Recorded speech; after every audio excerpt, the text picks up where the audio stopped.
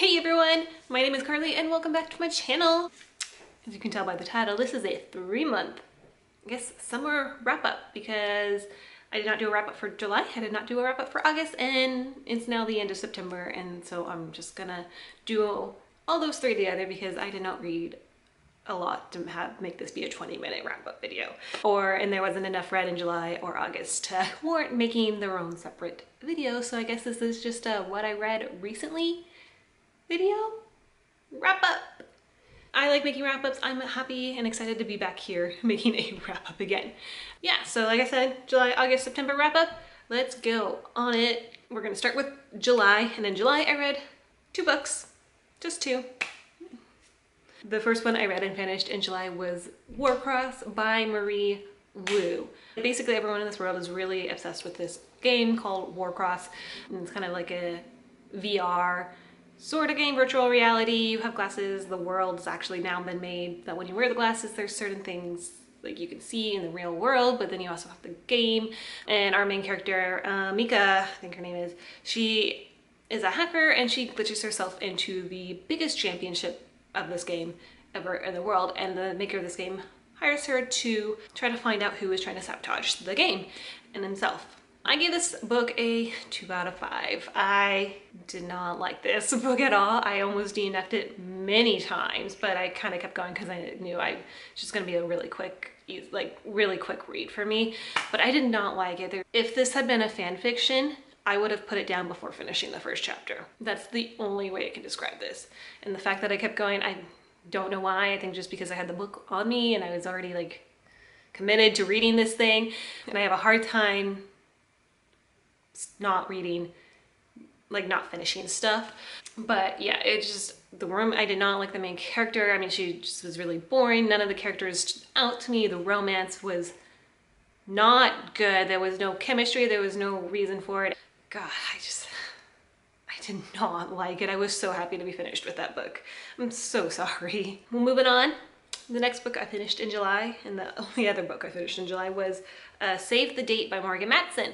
Okay, so this follows our main character Charlie as she is getting ready for her sister's wedding, and then things just kind of fall apart and come together, and the way quirky family YA contemporaries can do. I really like Morgan Matson. I really like contemporaries. I really like this book. It was super cute. It was super just adorable, which is also similar to the word cute. I really like the main character and the family and the bickering that goes on between the family and their neighbor, and just all these just different things, and how, I don't know what else I wanted to say. It was just cute. It was what I wanted and needed at that time when I read it. I really, really liked it. I gave it a 3.5 out of 5. All right, and then we're gonna go to, well, I'm saying we're going to August, but I didn't actually finish anything in August. That was because I was gone most of August, and right after Save the Date, I decided to finally read Sometimes a Great Notion by Ken Casey. This was a book that actually I was assigned to read my senior year of high school, and I didn't remember ever finishing it, but I always wanted to, so I finally was like, picked it up and was like, I'm gonna finish this. It follows this family, the Stamper family, there we go. It follows the Stamper family. You've got Viv, Hank, Henry, Jobin, and Lee. And Lee is a half brother of Hank. Viv is married to Hank, and it just follows the family. They are a logging family, and at the start of this book, their main logging company goes on strike, while the Stamper family is their own company, and they continue to do the logging.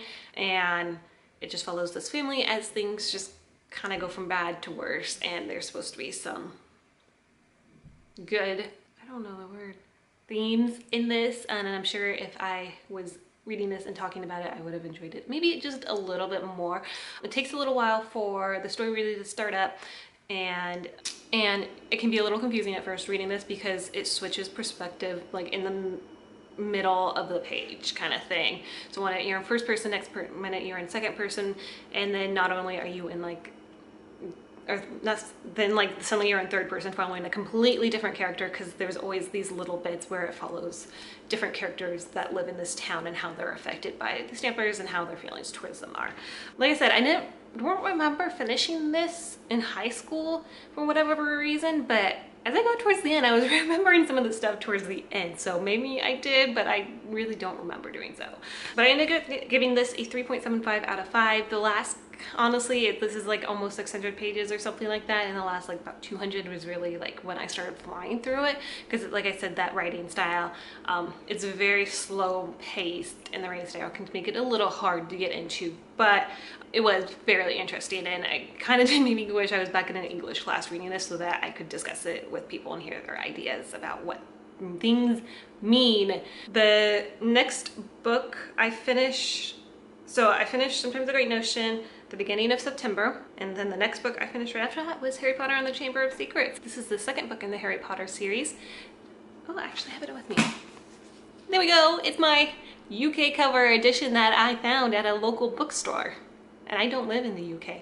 I think you can tell by my accent, and I've mentioned that before.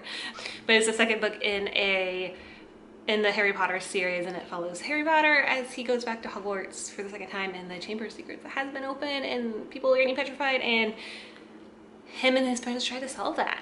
I gave this 5 out of 5. It's such a nostalgia rush reading these stories, and I got so hooked into it that I like cannot wait to read the next ones. There's other books I read in general with it, but 5 out of 5. I loved it, and I think the Harry Potter series will always be something that I enjoy. Maybe not some of the stuff coming out. Next book I read, the third book I read in September, was I Was Born for This by Alice Oseman. This follows two main characters. You got Angel, who is a huge fan of this band called The Ark, and we follow her during this week she spends in London, meeting a friend and going to a concert, the Ark concert. And then the second main character we follow is Jimmy, who is, I think, the lead singer in the Ark, and we follow them as throughout this week and how their lives intertwine and everything. I've talked about Alice Oseman before. I love her, and I want to say that this book was obviously meant to be, because you can't really get this in America. I'm not gonna cover my mouth. She doesn't have a publishing deal in America for this book or something like that, I think is what she's been saying. I think you can get it off like Amazon or eBay or something. But I went to London at the beginning of August, and I knew going into the trip I was on that I wanted to get this book while I was in London, because why the heck not? And the very first thing, when I start this book, like one of the very first things, you get the perspective of Angel, and she is going to London for the first time in August. It was meant to be. But I really like it. It was interesting getting to see the fan side of things through Angel, and then also getting to see just behind the scenes of being super famous, because those boys were like 18, 19 kind of thing, and they have no privacy, and they're like stressed out beyond belief. But she wrote really well about fandom and how fan service and how it's not always what it seems to be, and their perspective of famous people isn't always, isn't true, because they've got their own lives, and the stuff they portray to the world is different. And just getting to see a fan's reaction to figuring that information, as well as realizing that fandom's not the only thing in the world. It's a fun thing, it's awesome, it's great, you can make so many friends and everything, but it is not the only thing in the world. I gave this a 4.75 out of 5 stars. I really, really, really enjoyed it. It was, if you can get your hands on it, you should check it out. And also, she drew this cover. She created this cover. Look at it. If I had the room in my luggage and bags, I would have probably bought her redesigned covers of Solitaire Radio Silence too, because they're all gorgeous. And the last one I finished and read in September, I guess this is 4? Yeah, 4. Gosh, I'm so excited about this. Check please. Book 1 #hockey by, I say, Ngozi Yukazu. If you do not know what this is, check please, OMG check please, is a webcomic, and it follows our main character, Biddy, Eric Biddle, throughout college as he plays on a men's hockey team, the Samuel hockey team, and bakes. He bakes, and he's a southern boy living in a northern town playing hockey. I'm so happy to hold this.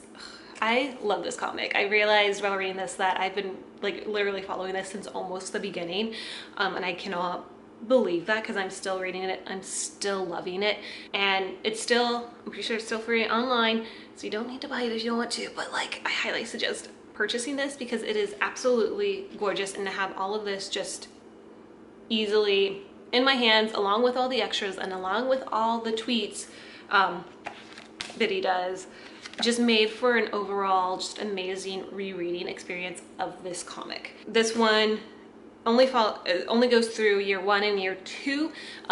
Year 3 is online, and she is currently finishing up year 4 online as well. But you know that when that second part comes out, I will be purchasing it because, yeah. And it goes without saying, I think that I gave this a 5 out of 5. I already knew that I love this.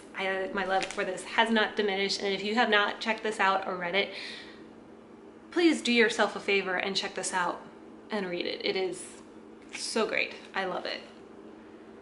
It deserves all of the praise. That is my recently read wrap up. Let me know what you read, what you think of some of those books if you read them. Thank you guys for watching. If you liked what you saw, you can hit that subscribe button. I'm trying to upload every Friday as well, so keep an eye out for me on that front. And yeah, if you liked what you saw, hit that subscribe, leave a comment, and I hope you guys all have a wonderful rest of your day. Bye.